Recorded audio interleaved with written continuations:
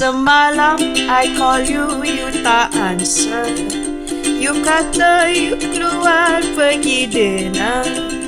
You kata you keluar dengan kawan you. But when I called Tommy, he said it wasn't true. So I drove my car pergi Damansara. Tommy kata maybe you tengok bola. Tapi bila I sampai you tak ada lagi lah. I jadi gila. So I called and called sampai you answer. You kata sorry sayang tadi tak dengar. My phone was on silent, I was at the gym. Tapi latar belakang suara perempuan lain. Sudahlah sayang, I don't believe you. I've always known that your words were never true. Why am I with you? I pun tak tahu. No wonder lah my friends pun tak suka you. So I guess that's the end of our story. I hate kata she accepted his apology. Tapi last kita dapat tahu she was cheating too with her ex-boyfriend's best friend, Tommy.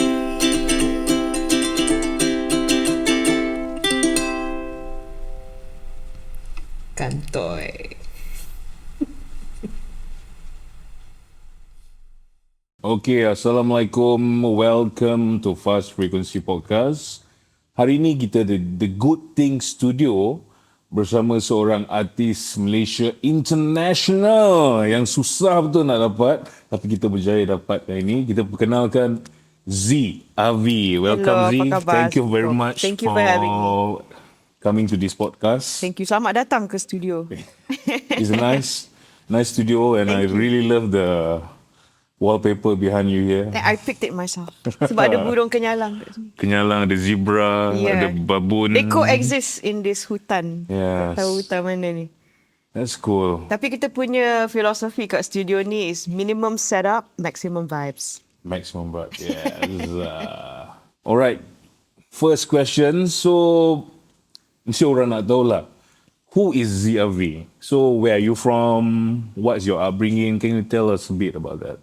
Who is Zee Avi? Yeah, who I is ask myself Zee that Avi? every day in the mirror. So I'm I'm born and raised in Sarawak. Miri, shout out, 98,000. Miak Lutong.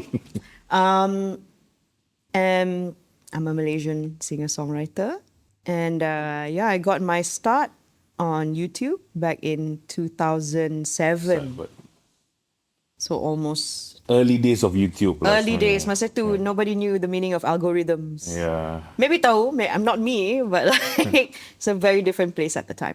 Do you, adakah dibesarkan di Sarawak ataupun dibesarkan di KL? I think at this point, I live in Ampang. I've lived in Ampang for since the end of my high school days. Okay. But I moved to KL when I was 13. Okay. Yeah, so I spent like a good, maybe since I was born, until I was like, macam tengah-tengah form 1 macam tu, then kita move to KL. Back in 1998, siapa pentera matematik tu sila buat calculation sendiri. But then I spent, form 1 sampai A-levels kat KL, and then I moved around outside of the country a lot. To study So meaning and stuff. until Form 1 basically dekat Sarawak lah. Tak dekat KL. From until you're 13 years old, before that you're in Sarawak. Sarawak, yes. Yeah. Kat rumah still bahasa bunda, bahasa Sarawak. Lah. Sarawak lagi Yeah. lah. So Ampang you mesti biasa makan dayang Sarawak lah. Apa? Dayang Sarawak dekat Abang Point tu. Kafe Sarawak sedap. Kafe Sarawak. sedap. Yeah. Mi kolok. Mi kolok goreng. Yeah. That's my favourite. Yeah, mi kolok is nice. Lapar pula tiba-tiba baru nak start dah lapar. Alright, so next questions. When actually do you start with music? Apa yang membuatkan you decide untuk pursue music as a career? Sebab of course from what I read, you are in London untuk study fashion design. Yeah. To be a fashion designer lah, assume.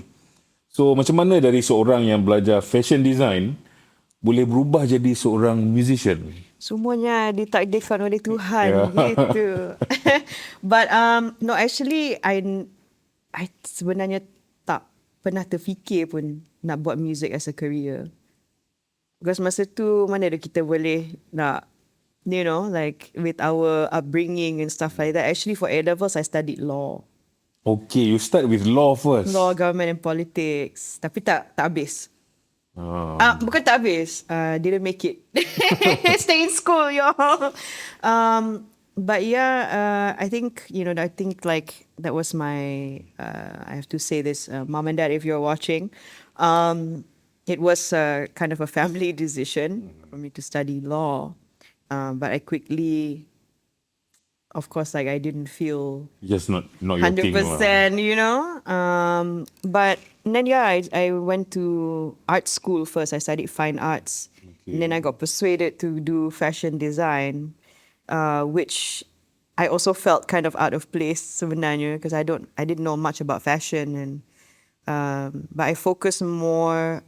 I think at the time when I was in London, I was focusing more on like life experiences. Okay. You know, getting my heart broken, you know, buka mata sikit, like. Enjoying the life there, just seeing the places. I mean, I think it was my first time away from home, seorang, so I had to grow up really fast. At that point of time, you know, like I was maybe 18, 19, macam tu, tak pernah. You know, I've never been away from home by myself. So, bila pergi situ, macam burung lepas sangka, macam tu. But then it gave me a lot of life lessons, which then after tak graduate. Oh, fashion tak graduate? I SPM holder je. Stay in school. Stay in school, okay? Don't follow my footsteps. And I came back to KL and I tengah existential crisis lah masa tu. Macam like, oh my gosh, like what am I supposed to do with my life? And then masa tengah-tengah nak planning nak buat apa masa tu, I had a guitar. I had a guitar that I remember like when I was 15 years old, like I begged my mom to buy for me. Gitar kapuk lah. But it's all black. Ada hummingbird kat tepi, tak ingat lah apa brand dia. Action besar ni weh. Action besar ni kan, tangan I kecil, you know. And then macam like I nak beli buku masa tu when I was 15. Buku. My mom tengah pergi bakery kat sebelah, kat Ampang. Dia tengah pergi bakery, dia tengah pilih roti, I pergi kedai muzik kat sebelah and I saw this beautiful guitar, right?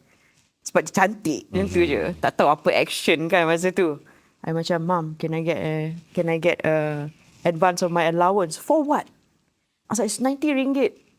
90 ringgit je masa tu. For what? I was like, I want to buy a guitar. You don't play guitar? Yeah, because I don't have one.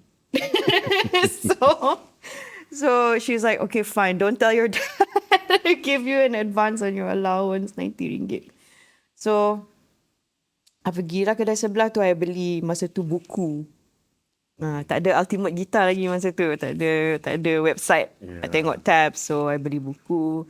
But then I just like, sebab the action was really hard. Like, oh my God, it hurts my fingers. So, tak main sangat. Tak main sangat. Dia berdebu kat tepi. Kat belakang pintu.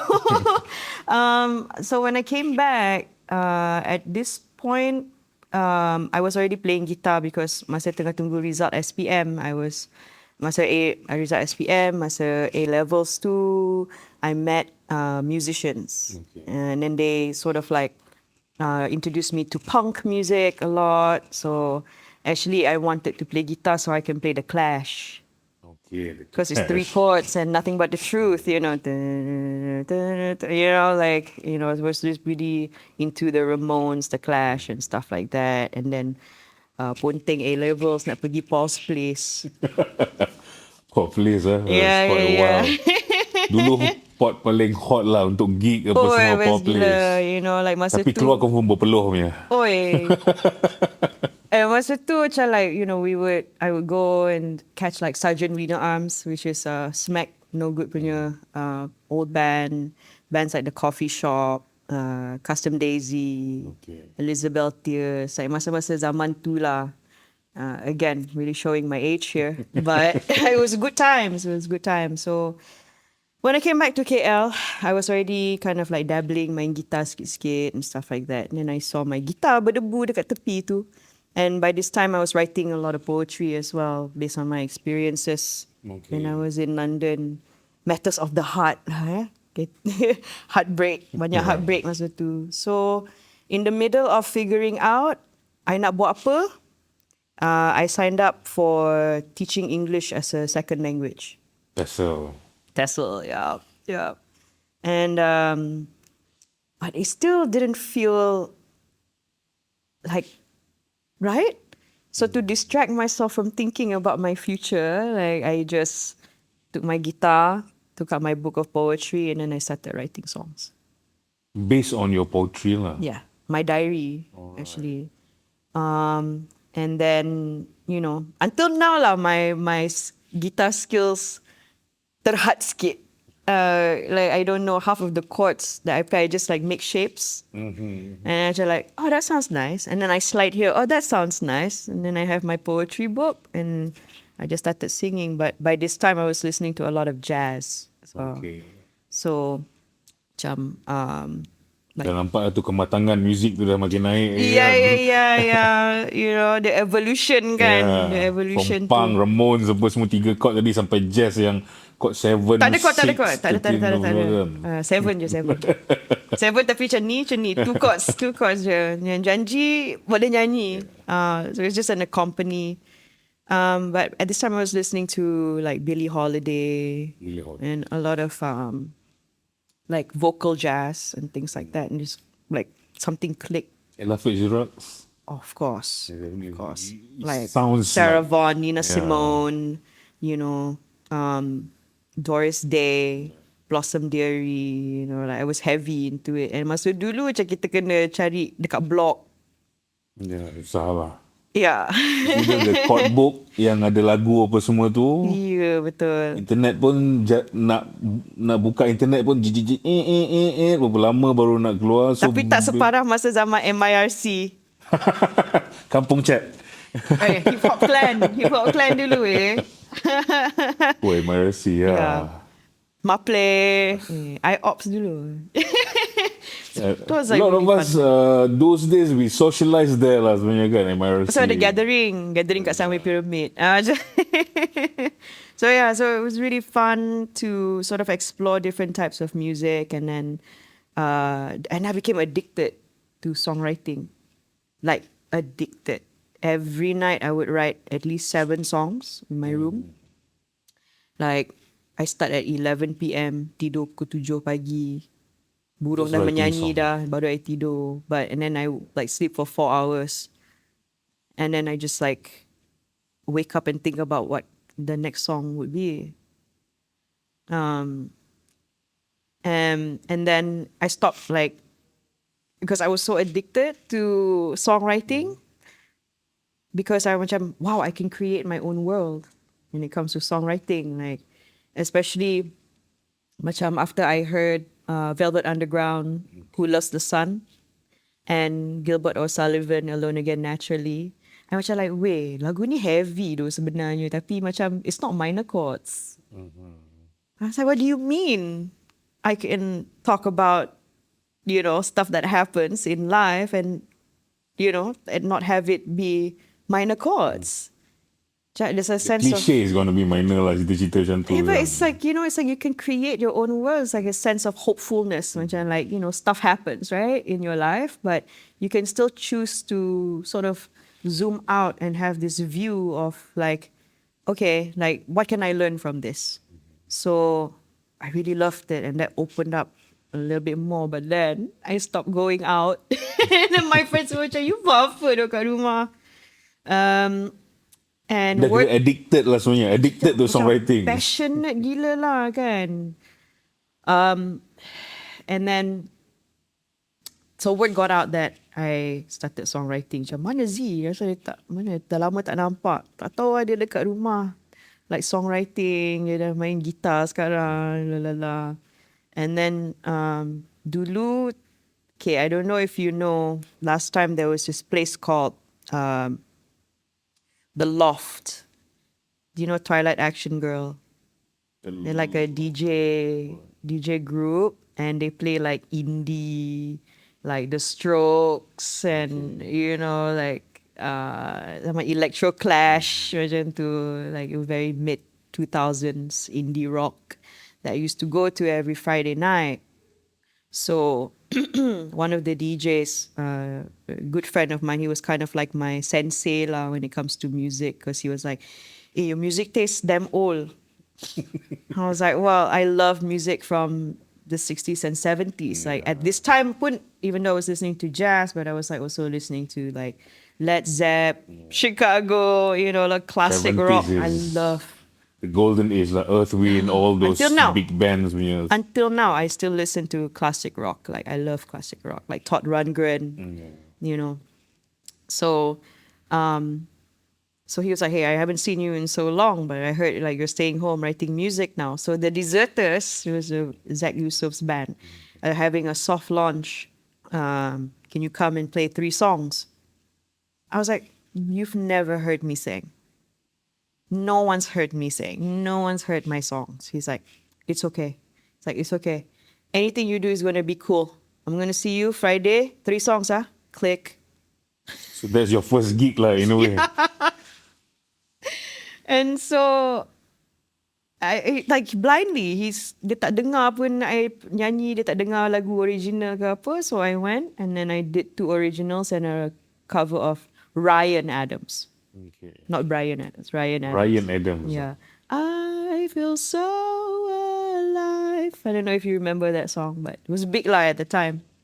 But I did like a bossa nova version. Yeah. The natural progression, singer-songwriter, bossa nova. Dari jazz punya background sikit lagi kan. Shake it. And so one of my friends couldn't make it, and then dia kata, "But I nak dengar lah lagu yang you tulis." And my friend tu, kita orang poetry nerds lah macam tu. Like, Budak-budak Tesel lah ni kot. Ha? Bukan budak-budak Tesel lah. Bukan. Tesla Usually stop dah. Masa ni Tesla Yang dah tulis stop. poetry ni mesti budak-budak Tesel. So budak-budak Oh my God, now thinking about my timeline lah. Betul lah kata my parents kata, "You selalu setengah-setengah." Tapi sebenarnya I curious je. I'm a curious person. Dah try macam, tak kot. So music is my longest romantic relationship, I would say. My longest marriage. So and then dia macam, I nak dengar lagu tu. Tapi masa tu, I was still using my dad's IBM laptop. Yang ada toggle button kat. merah. Yes. The Logitech webcam. Yang kiap dekat screen tu. And then, I cakap, I don't have recording software. Dulu, Microsoft kan ada 30 second je record. I was like, but I do have a YouTube account. So, okay lah, I'll just like post something and I'll remove it after you watch it. So, lepas tu, dia macam, dia tengok, dia macam like, babe, it's really good. Except for the fret noises. So, masa tu, strings, it's a new guitar, chippy guitar juga. But I mana tahu fret noises apa semua tu. Masa I record yang video untuk YouTube pun, the Logitech webcam grainy nak mampus. Lepas tu yang call center headset tu. Tapi dia vibe gila. It's like macam lo-fi, the crackly sikit, but it's just half of my face. But my friend already knows what I look like, right? So it's just my You don't my intend mouth to put it to public pun sebenarnya ke? So I was like, okay, you watched it, so I'm going to remove it now. Then dia kata, no, it's really good. Just see what happens. Just leave it. See what happens. And then I got like 2 or 3 random comments from people. Macam, wait, stop. Like 3 comments from strangers. And then I just kept posting more like covers and stuff like that. Still half the face. So I kept like this anonymity, macam tu, mysterious sikit. So that's when Coco Kaina happened. Tu Zee Avi belum wujud lagi lah. Belum. Coco Kaina was my YouTube handle actually. So siapa-siapa yang like, bagi tahu macam, I dengar music you dari zaman Coco Kaina, where you're the real. Yeah, only the real knows. Yeah. So that is basically your start in music is there lah. Yeah. In short. In short, huh? In short. Good luck, your editor. All right, cool. So I think you become viral in 2000. Those days is not viral lah. Tak ada word viral lagi. But in a way it's viral lah kan. In 2008, 2009 punya 2009. timing. Dengan Kantoi kan. Kantoi. Can you tell a story of macam mana lagu tu tiba-tiba jadi viral nationwide? tak tahu, The whole country know the song. And what is your experience bila lagu tu jadi viral kan? Apa macam orang kenal, orang dah start kenal ataupun what is your experience then? Like you said, like, you know, the word viral wasn't really a thing yet. So Yeah. like macam the sensation, the feeling of like viral pun macam, okay, I guess the song is doing well, macam tu. But at the time I was already in US. Okay. And actually, fun fact, lagu tu sebenarnya is just an inside joke between me and my friend. We wrote it in 10 minutes. Kantoi. I wrote it in 10 minutes. You know, like dia datang rumah and then like people used to just like come in and out of my house. And one day she came and I was just like on my ukulele macam like, you okay tak? Macam tak. Kenapa? So curhat lah macam tu. So is it a true story? Poetic license, no one will ever know. Is Tommy real? No one will know. But yeah, 10 minutes. And then, so at this point, I got discovered already and I got my record deal with Brushfire. Before Kantoi? Yes. Okay. Yeah. I thought that... So Kantoi was a later song. Alright. I thought Yeah. Kantoi is the one that make Brushfire notice you. And No, it was my Christmas song. Okay, So yeah. yeah, so back to YouTube days lah. So I would post like macam originals and covers and stuff like that. And then this YouTuber whom I really respect, like dia yang was featured on YouTube.com. Boleh ke kita ada masa ke nak cerita macam dulu betapa bezanya YouTube? Ya, ada orang tak nak balik. So YouTube.com dulu, Yeah. dia ada video editors that handpicks your videos. Alright. And then when they handpick, dia ada tema lah. So kadang-kadang macam folk singer, something like that. So they would pick like 3 or 4 videos, Okay. put on the front page. So YouTube.com, and then those videos would stay there for 3 to 4 days. Macam algoritma kan. So that's not based whoever on yang buka YouTube first, dia akan tengok those Yes. videos first lah. Yeah. So there's one artist nama Zap that I was like, wow, it's like really, really cool. Then we sort of like became YouTube friends.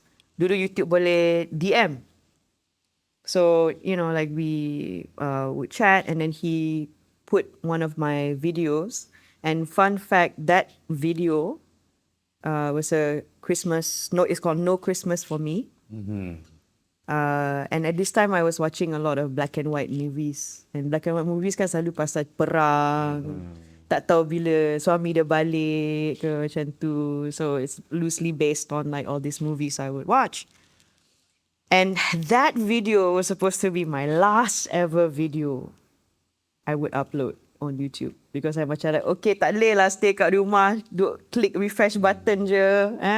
Nak apa, validation, nak baca comments je, you know.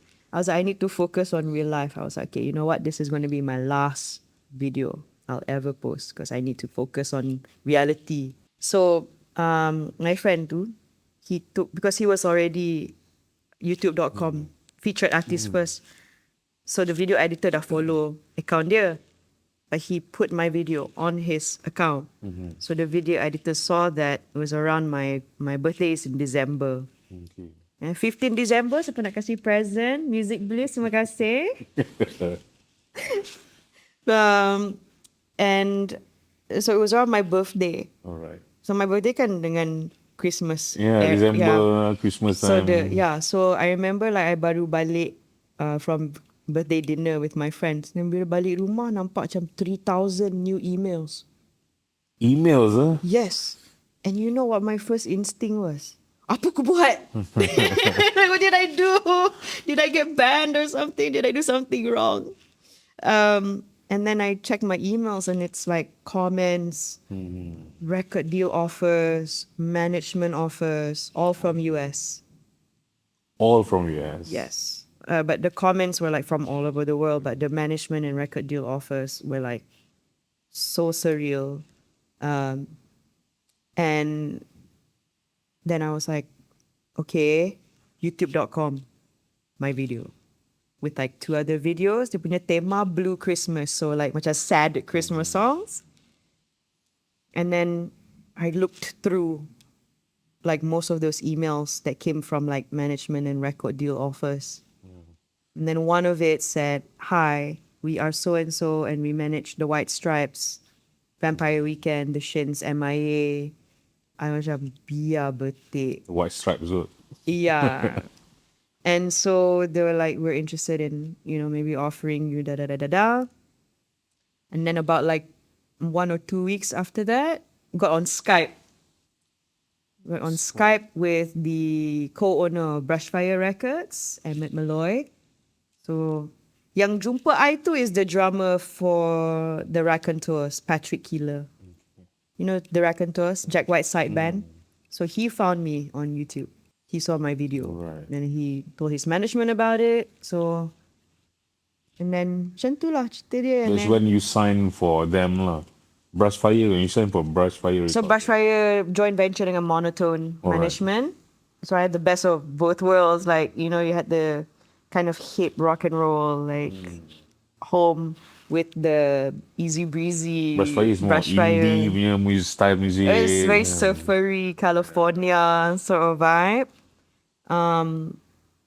And I think like about a few months later, I went to the US to record my album. Okay. So I would go like back and forth macam tu. Penat weh. Go back and forth. Macam jet lag tak jet lag, you gotta record your album, right? It's all covered by them lah kan. Yeah. So because if you need to cover the cost, then it's going to be really expensive to go back and forth for you. Oh my gosh, yeah, and the time and stuff like that. But actually, so back and forth, when I come back, I would get like Ilham, macam tu. So Bitter Heart dengan Kantoy were latest editions. Alright. So one of the times I came back to LA, I was like, oh, I wrote this silly song with my friend. And then I played them Kantoy. They were like, that should be on the album. I was like, what? No way. That should be on the album.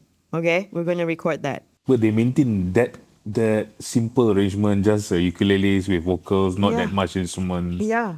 Some of the songs on the album, no click. Oh, just free flow. Just free flow. Honeybee, no click. And then if you notice the album, dry vocals. Single layer. Okay. Kalau you dengar balik. Yeah. This is the self-titled album, the first album kan? And I've never been in a studio at the time. My Before first that. time. Yeah, my first time in a studio. I datang so green. Datang dengan gitar. I macam, where's the rest of the band?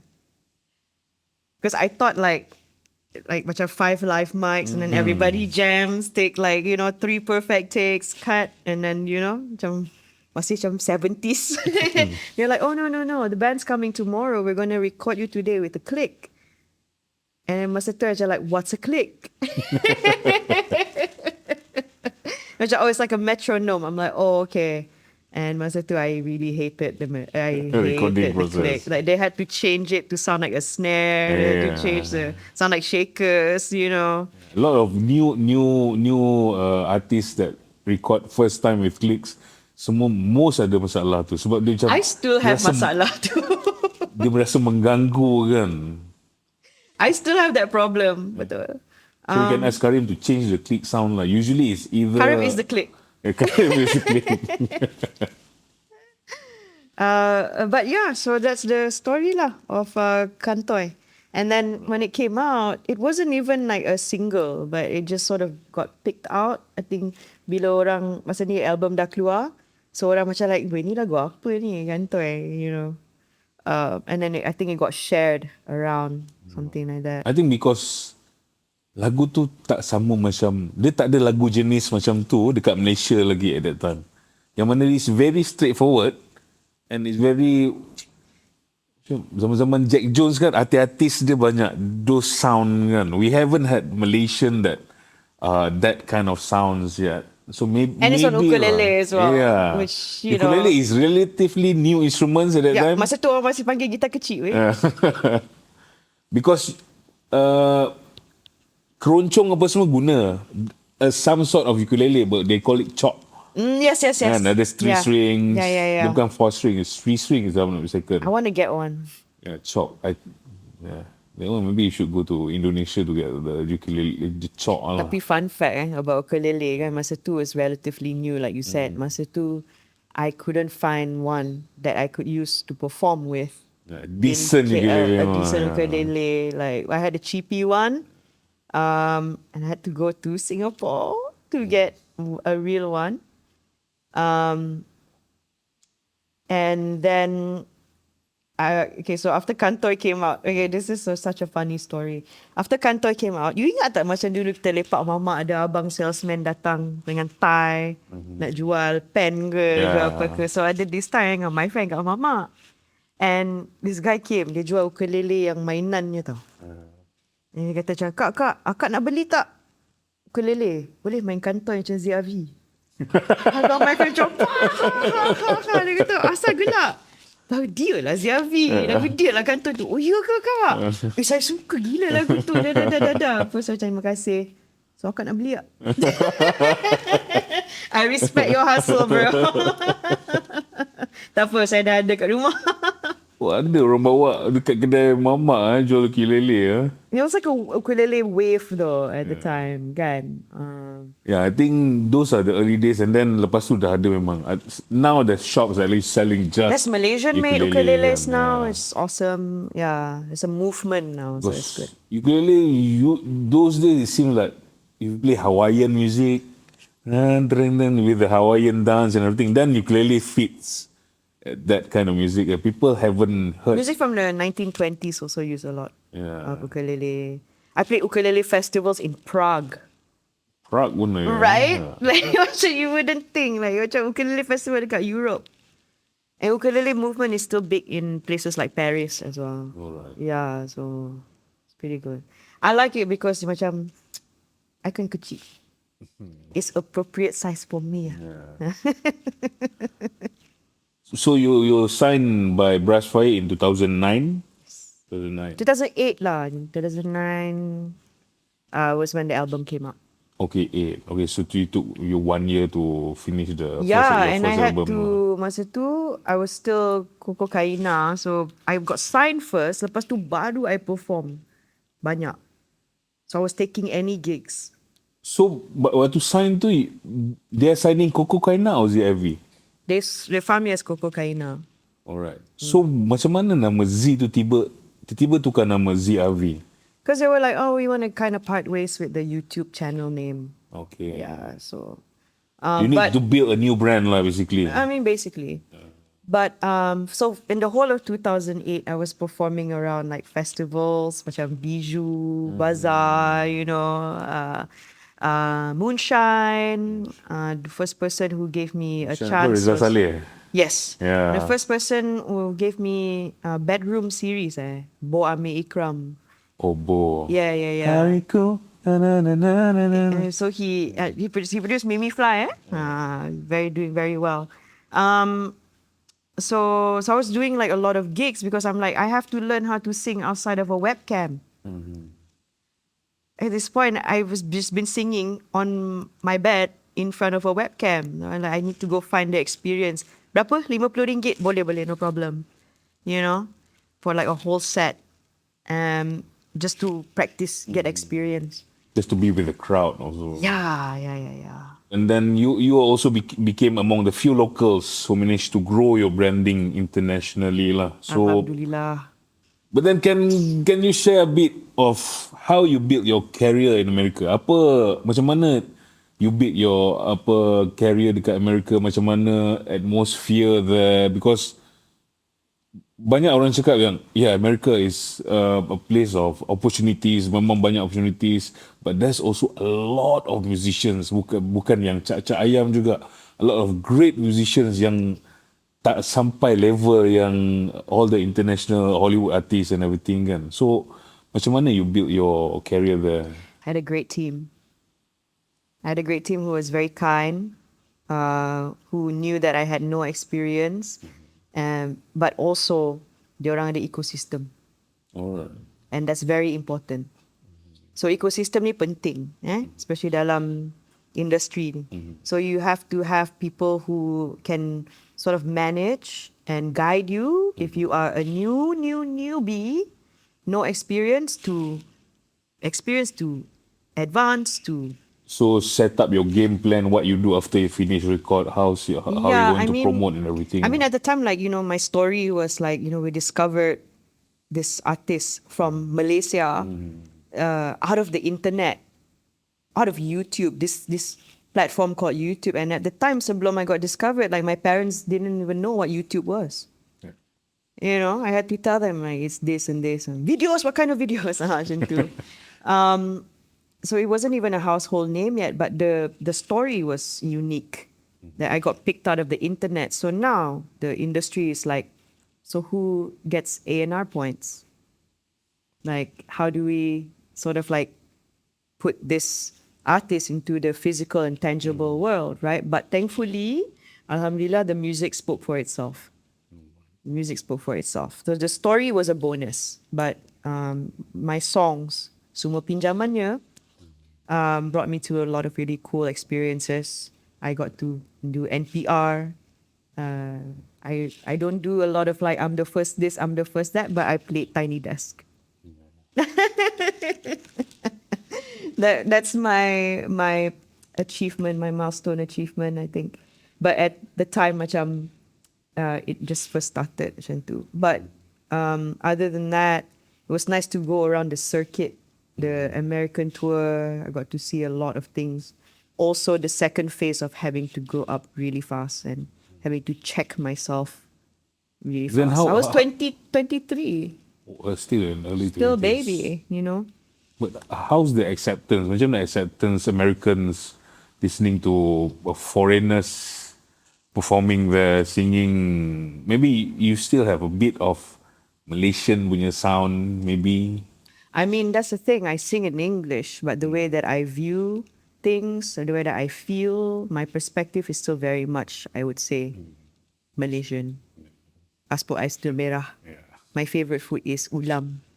Ulam, bukan mi kolok, Ulam, weh. Ulam tak boleh dapat mana-mana, weh. Nak bawa macam mana belacan weh US.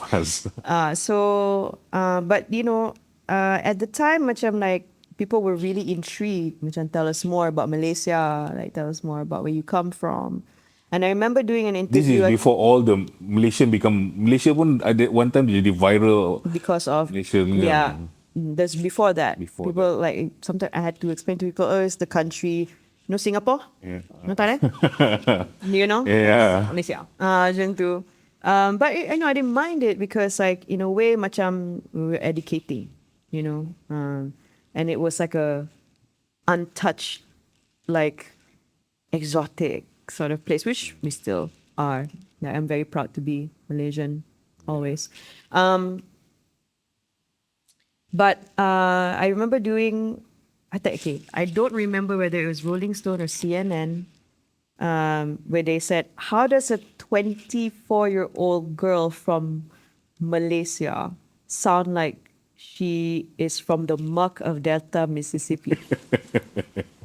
So Mississippi sounds a bit Soulful lah. What they were trying to say is like it's soulful. Dia tak bunyi macam Asian artist yang they always hear lah, basically. Yeah, because my first album was like a lot of folk, a lot of kind of jazzy, like Americana bit. Alright. Like one article said is jazz Americana and island indie pop.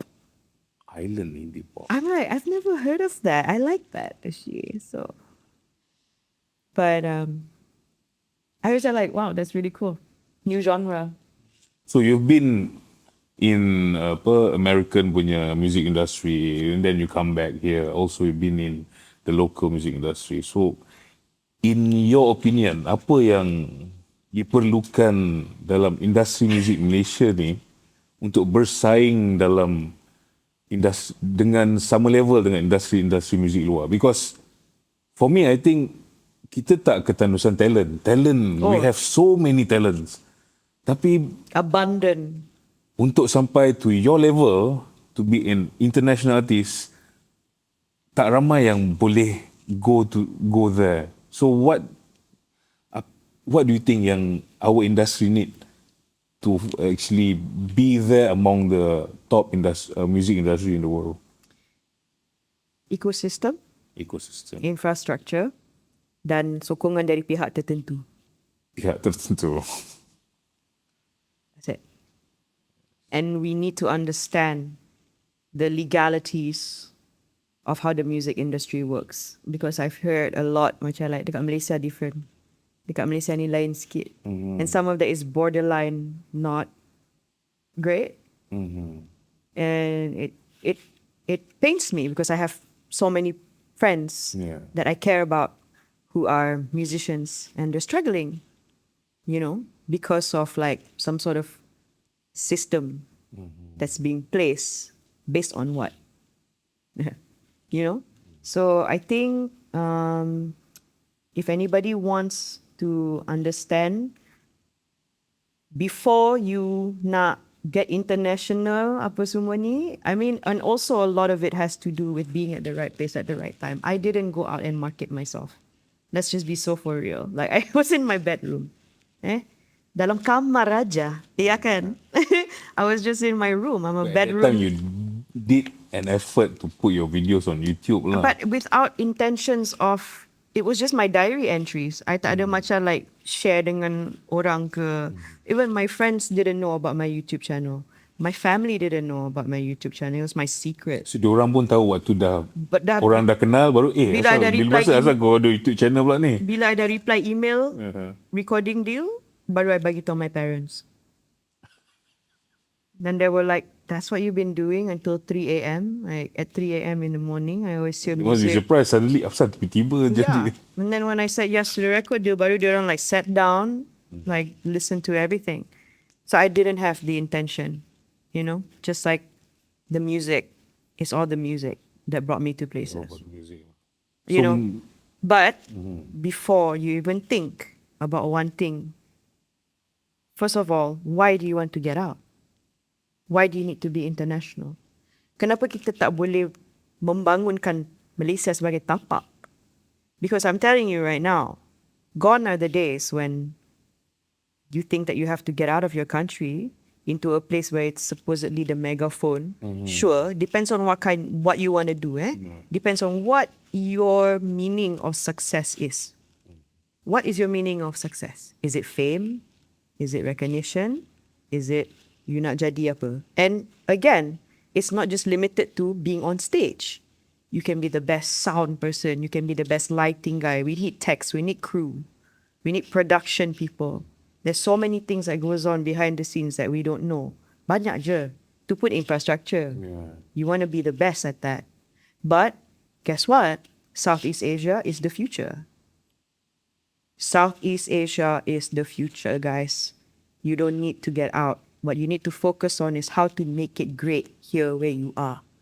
And you don't have to change the language that you're singing in. People are not looking for that anymore. People want authenticity. People want to feel. Macam my song, lagu I, Sibuk Kita Nangis, dalam bahasa Sarawak dalam bahasa Sarawak. In my second album. No, but it's only bahasa Sarawak. It's only spoken in Sarawak. But it was played on NPR, KCRW. It's been in K-dramas. Because people register the emotions, the feelings. Macam kita dengar K-pop. Faham tak? Lagu Spanish ke apa ke? Lagu Hindustan, you know what I'm saying? Like, it's all about the feeling. So you don't have to necessarily alter yourself or the way you think, the way you feel to cater to whatever you think is the market. You don't need to be somebody else. You don't need to think about the market. I'm the wrong person to ask this question to actually, because semua orang macam like, I remember in my earlier days, I'm like, Kak Z, how do I make music that will get me out of Malaysia? Which is so sad to me. I macam sedih dengar. Why would you want to do that? Okay, sebab A, D, C, D, E. Masalah yang kita dah tahulah. You know, tale as old as time, right? But if you can't change the system, build your own. And now is the time for you to do that, because everybody has their eyes on Southeast Asia, because there's so much potential, because we have the same gear, yeah? Definitely. We have same doll, cuma telinga, you know, like mixing. Cuaca lain sikit lah. Cuaca kau, tropical vibes, you know? And you need like seasonal ears. Maybe you can outsource a mixer somewhere, right? But there's nothing that you can't learn anymore. With the internet, everything is accessible. You know, spend one day on YouTube to learn what you need to learn. I've met 12-year-olds who know how to mix now. Is it? On Logic. I prefer Logic, not Ableton. Macam tu. 12 years old, okay? Duduk dekat Langkawi, okay? So there's nothing stopping you, right? The only thing is like you need to reassess and reevaluate. Apakah maksud sukses? Why do you want to do music? Adakah nak ikut trend? Like what is it for? And then music ni, once it chooses you, it wouldn't leave. It wouldn't leave. So it's like up to you je, whether or not you want to nosedive. And you kena nosedive 100% for you to actually see some sort of... Go full-hearted lah. You have to go full-hearted, you know? And it's fine if you have like one foot in, 1 foot out. We all got to eat. We all need to pay bills. And unfortunately, sometimes like it's not enough. Okay? Especially in a system where it's not in your favor. You know what I'm saying? So to me, macam like all of that aside, really just really be honest with yourself. Why do you want to go international? Everything is here. Everything is here. You have places where you can get all the latest gear. You know what I mean? And you have YouTube for the knowledge. You just need to know what questions to ask. And you don't need to sing in a language where you don't think, feel, or dream in. If you think, feel, or dream in Malay, go ahead and do that. If you think, feel, and dream in Cantonese, go ahead and do that. In Tamil, go ahead and do that. And that's the beauty about being Malaysian as well. You know, it's so many different cultures all together. Yeah, but we just need the sokongan. We just need the sokongan, the appreciation, and most of all, we just need a really good resource, a place where we can understand, macam like all the up and coming, aspiring young musicians, especially, you need to know. Basically what I was trying to say, Basically what I was trying to say is, please go and learn as much as you can about your rights as an artist. Apa maksud publishing? Apa maksud online distributor? Apa maksud licensing, synchronization, performing rights? Apa semua ni? You know, like royalties. You need to understand all the organizations that's available to you. Because like just because your music is on Spotify, okay, but there's money there that you don't know that you're supposed to claim, walaupun sikit, RM1. Right? But that is your IP. That is your blood, sweat, and tears that you're putting out there. So you need to just go and learn as much as you can. Number one, learn as much as you can. Number two, create from a very honest and sincere place. Dari hati. Dari hati, dari hati is divine. You know? And number three, just create your community. Okay. Focus on creating a community. And, of course, collaboration is key. Okay. Meaning find other artists to work together. Collaboration is so key, especially in macam a place where it's, like our country is quite small, right? Like in terms of the scene. 30 and stuff. million people. I mean, in terms of the scene, scene, like everybody knows each other in the scene, macam tu, the industry lah, we're talking industry, But I think like, you see what happened during COVID when we work together? Yeah. What we can achieve when we work together. We become one big fish. Yeah. All of us. So I think that's super important, and I just cannot like stress enough. Dulu masa zaman kita indie, indie was a mindset, indie was a lifestyle, indie was hip hop, indie was rock, indie was folk, indie was punk. Now it's a genre. Yeah. So that's the mindset that I've always been coming from. Macam tu. Like, I still turun Padang sometimes to check out, like, I tak jarang keluar rumah, but I still go to like underground gigs because my brother is a musician, my younger brother. Okay. So, I still check out the grunge scene, like what the kids are calling post emo, hardcore, hyper pop, apa benda. Apa yang Gila sekarang. Apa But yang that's tengah in awesome. sekarang, kan? That's great, But I think, in a nutshell, just go and learn as much as you can about the industry you want to be in, commit to it, create your community, collab, and don't forget to sokong each other. We support each other lah. Yes. Itu support system is very important lah. Yeah, Yes, because when you get together and you collab and you support each other, like these kind of things happen. You talk about ideas. You talk about where we're going to go next. What can we do? It's like, okay, kita dah tahu dah problems. But let's talk about the solutions now, I feel. But so far, so good. Like, there's new, like event organizers and stuff like that doing their part, bringing in like a lot of really good acts and things like that, and understanding their way around untuk memperkembangkan industri lah. Industry itu sendiri lah.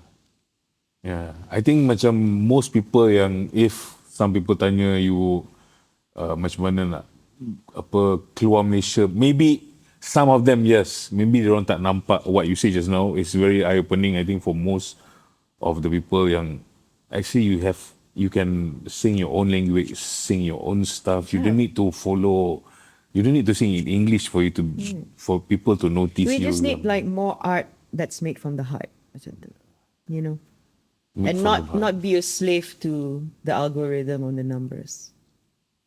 Not tak But ikut again, commercialism. like no shade. It's up to you what you want. If you want like numbers or virality, like go ahead and do that. Make sure you learn as much as you can about that as well. But but you just need to create. Apa-apa pun just buat je.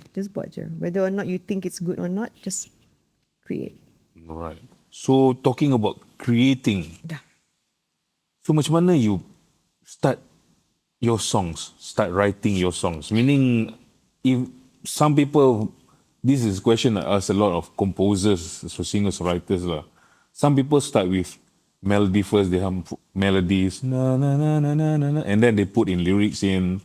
Some people start lyric first, and then the music coming later. So, what's your workflow? Where do you start first, or is it depends? The hardest part Yeah, is the pengalaman. pengalaman. Oh, the experiencing it. That is the hardest. Because if you write songs, every song is about love. Every song's about love. Doesn't matter if it's political, doesn't matter if it's about hate, it's all the same line. It's love. Passion, right? Yeah. So for me, it's like the hardest is like experiencing. If I'm, like, The experience that make the song, is it? oof, that's the hardest because like, you have to process your heartbreak, you have to process your grief, your loss, and Yeah, for artists, I think that's heartbreak is, I think, a good thing for artists, because I think most artists come out with a lot of song after the clash dengan girlfriend, boyfriend ke apa semua. That is the moment yang paling banyak lagu keluar. because pain is the easiest place to write from. The challenge for me is to write from positivity. Really, like, but I'm trying to challenge myself with writing something a bit more like from a brighter place, without it sounding like too happy clappy. But it depends lah. Sometimes I ambil gitar, and gitar pun ada tona-tona warna lain kan. Like I have two identical guitars, but they're different. Macam tu. So sometimes I just like sit down and I just noodle, and if I have lyrics that I've written macam oh, that's a nice concept. But experience daripada conversations ke apa ke kan, macam, oh, let's elaborate on that. Or if I just go on like macam piano ke, I tahu basic je lah kan. Main piano, and then macam like, oh, okay, this is nice. Yeah. Like, what would it be? So Different it's instrument. different now. And now, especially like after doing it for like, I don't know how many years. 17, 17, almost 18. 20 years already. I started when I was 2 years old. I'm younger than Nathan actually. So apa ni? Yeah, it's different now because like I got to do a lot of projects. Macam I write for like macam tulis jingles or for movies, for content. So my process dah expand. Yeah. So now I can write to beats.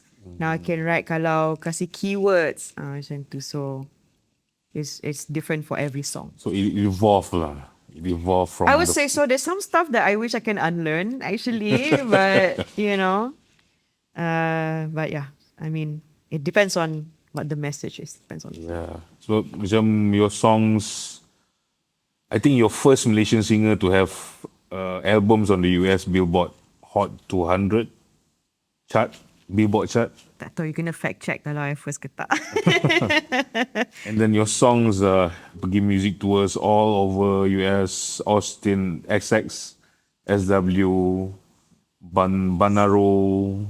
Yeah, festival. I love playing festivals. South West, Bonnaroo, San Francisco outside that.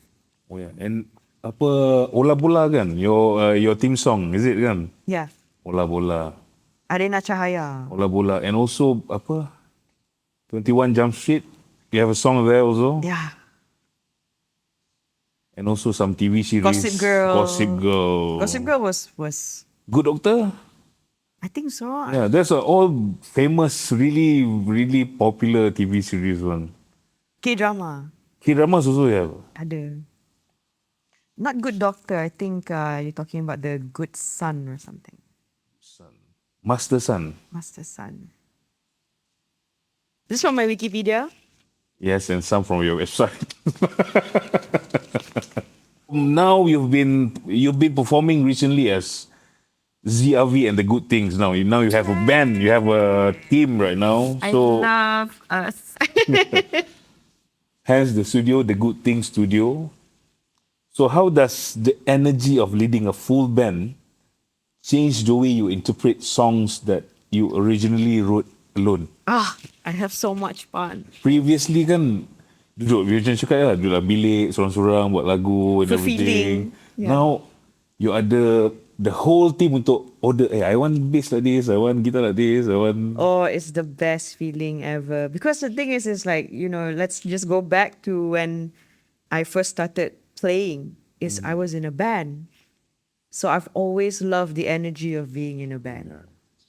And oh my gosh, like I'm so thankful, like Alhamdulillah, every day that I get to play with this current band right now. I didn't need to go far. I just had to come home.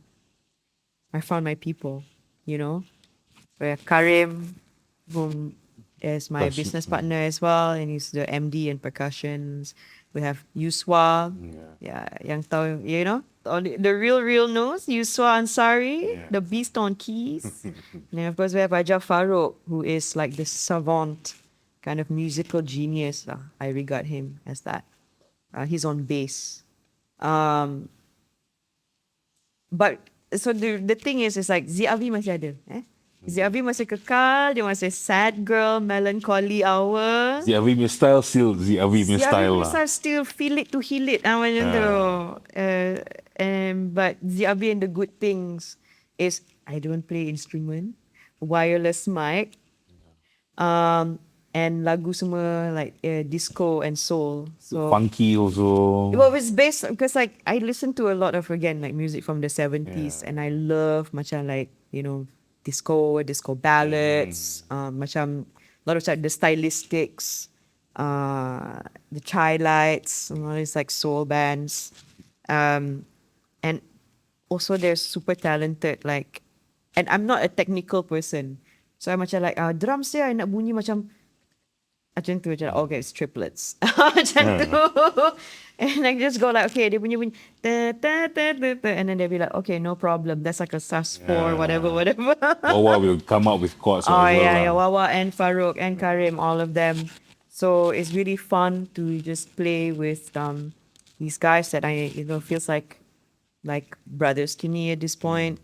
Like Wawa and Farouk and I have been playing together for 8 years actually since I came back. Okay. Yeah, like 2018. And like, Karim and I now built this beautiful tapak together, so, like, I just hope that we can continue. We're always Because protected, guided, and blessed to continue to play together. I think I listened to the latest video that you come out lah dengan Elvina tu. Oyasumina sayang. Asmina sayang. Oyasumina sayang. Dia ada yang belakang tu kan. Dia localized punya Japanese word. It's really different from your typical. If people sebut nama Zee Avi, people always imagine lagu macam Vita, Kantoi, those kind of songs kan. Yeah. Tapi Oyasumina sayang, dia macam dah lari habis daripada apa yang Zee Avi keluar. So memang adakah itu memang what you want it to be? Yes, Something because- that is not Zee Avi but it's Zee I mean, Avi it and the is good Zee things. Avi. It is Zee Avi, if you think about it. Because I feel like macam kita we are multidimensional. Yeah. And kita kena celebrate each and every single emotions. Which is why if you listen to the first and second album, each of the songs suara lain. Because I'm just here to deliver like whatever the story is, and yang again like the recording you kata tadi what's my process. The process, the hardest one is to like check in with yourself and see which emotions need a voice. Whether it's like the depresso one, the happy one, the melancholy one, the angry one, the shy one, like it's your duty to give them all a voice. So with Zee Avi and the good things is my way of like celebrating kind of like my duality. Satu macam mellow and satu macam like let's just have a good time. We're here for a good time, not a long time. Cool. Okay, a bit more tentang your songwriting lah. Kan? Songwriting wise, apa is your lyrics especially kan? Your lyrics is very intimate dan you pun cakap tadi, the most important thing is to be honest, untuk keluarkan honesty tu dalam lagu. Tapi what exactly is that? Sebab I think ramai orang yang masih tak faham macam mana you nak keluar, apa itu honesty you nak keluarkan. Adakah kita kena experience sendiri apa benda yang kita tulis untuk kita nyanyikan, ataupun kita boleh based on, for example, Nathan punya experience putus cinta kan, kita based on dia punya experience dan kita yang sampaikan.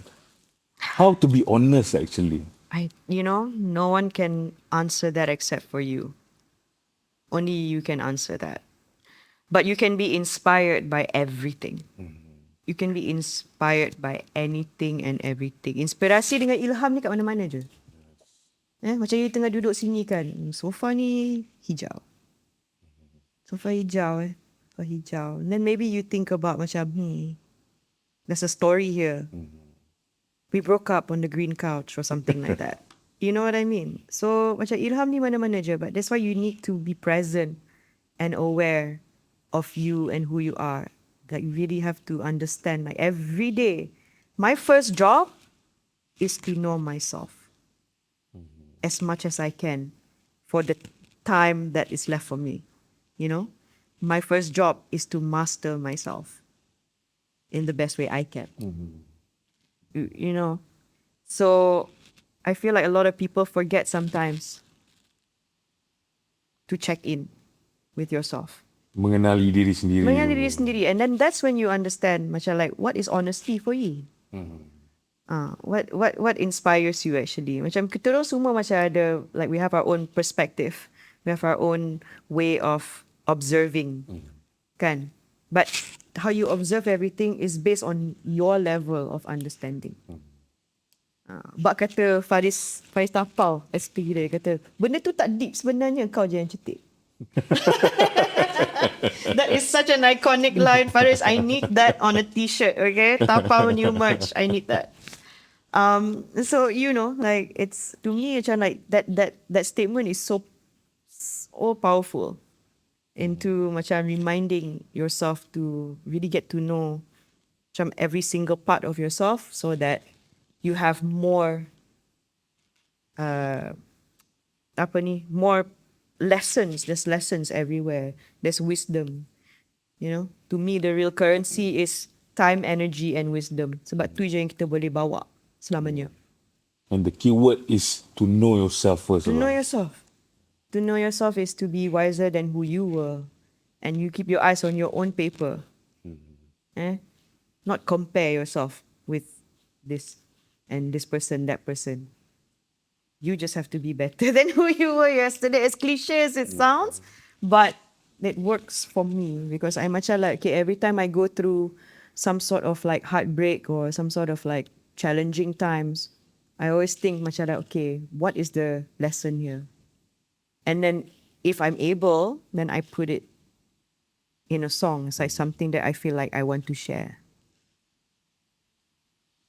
Alright. Cool. Macam tu lah. Macam TED Talk pula. Alright. So my next question is, apa projek terbaru Zee yang your fans can wait for? I know studio dah ada. Maybe a new album coming up soon. Yeah, we also need new gear. Hint, hint. Boss. Sempat. I'll shoot my shot. Okay, shoot my shot. Yeah, so sekarang ni concurrently dengan secara like at the same time, I'm working on new material with Zee Avi and the Good Things. Okay. I'm so excited because it's so fresh. Like it has this like fresh energy, and walaupun kita tak ada release, but we've been playing a few shows now together, lagu-lagu baru semua, unreleased material. Lagu dah ada, cuma belum record lah. Iyalah gitu. Semua orang busy kan. You just have to find the right time, but hopefully this year, insyaAllah. So fans can expect a new album from Zee Avi and the Good Thing this year lah. InsyaAllah. Hopefully, yes. And Zee Avi as well. Zee Avi also jalan sekali. Yeah. Also coming out this year. Hopefully. Tengoklah masa Good Things macam mana. Good Things ni because they're like all amazing musicians. So naturally they're going to be busy and booked.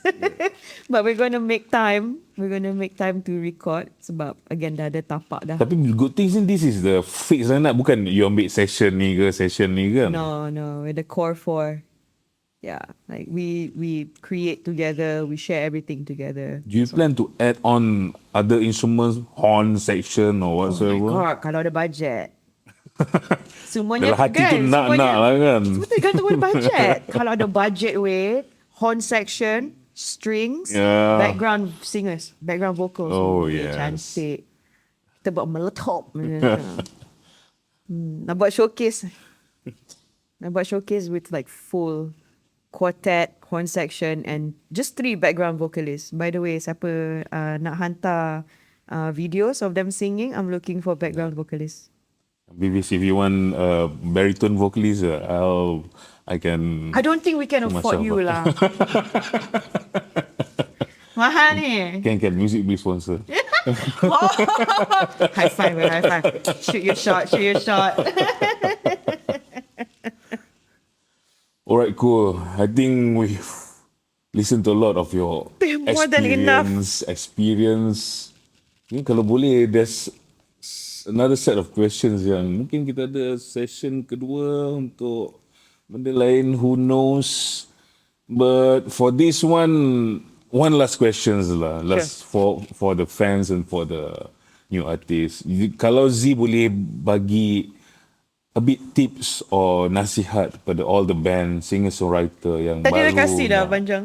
membina nama. Just simple tips yang maybe one word yang you need to do this, everything else. Tak adalah one word weh. Tak Boleh. Just understand that music is divine. It really does require you to believe in a creator, whatever you want to call it, you know? Because, again, I cannot stress this enough. There's been so many times when I wrote songs and I'm like, that did not come from me. Which is why I always say, lagu-lagu ni semua pinjamannya. And all your experiences led you to this certain place to be at the right place at the right time. Macam you kena ambil pengalaman ni so you can be activated to be in this particular place. So that song is for you. That message is for you. So your job is just to present it, to tu jadi create it. penyampai. But, I mean, yes, but also to understand. And just like if you are a person who can, who is making, alhamdulillah, like a living from music, congratulations to you.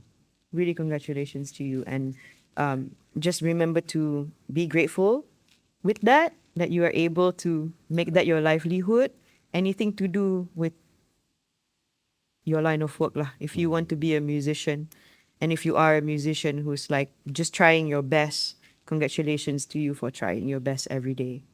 But again, the tips is like, yeah, you don't have to leave the country. You just have to make sure you understand yourself, understand your identity, what kind of messages you want to put out there. Okay, and make sure like harap-harap dapat memberi manfaat, you know. And like just support each other in however way you can, whether that be like sharing knowledge or because that is our culture actually. Bekerja sama, berganding bahu, tolong menolong, bantu. Right. And also like having platforms like this really helps as well. Just want to say also before we bersurai, dia cakap sorry kalau ada silap cakap ke apa. I'm just really just a person who makes music, and I'm lucky enough to make music. Lucky enough to be surrounded by a good set of people who are supportive, and we're looking to like build a community, just like with good people with Now we good have a intention. place, starting You guys point are to build the welcome. community. Boleh tak I plug? Boleh. Okay guys, so welcome to the Good Things Studio. Welcome to the Good Things Studio. We are in a studio that's in the heart of KL. So location, if that's your preferred location, you can find us. If not, there are plenty of other music studios out there in other parts of KL. We're saying that we have minimum setup, maximum vibes. And so if you guys ever feel like you want to come and record a demo ke apa, you guys are more than welcome to go to our Instagram, thegoodthings.studio, and hit us up, DM us, and we'll take it from there. Looking forward to meeting you. Terima kasih. Alright, thank you very much, Zee Avi. Thank you very much for a Thank you so much. wonderful talk. There were great Kalau- questions though. Again, good luck editor. Sebenarnya kalau kita tak stop ni, kita akan continue sekarang apa, kita akan continue sampai malam lah. We can Apa go salahnya? on. Kan? Okay, Nathan kena balik. Ya betul. Sorry Nathan. Ya Nathan kan. Okay. Nathan dah tutup mata dah tadi. Nathan dah macam dah terlelap dah sekejap. Macam tak Nathan, I saw you. Okay, thank you very much, Zee Avi. And to audience, thank you very much for watching Fast Frequency Podcast. Sehingga kita berjumpa di episod yang lain bersama artis-artis yang lain. Bye-bye.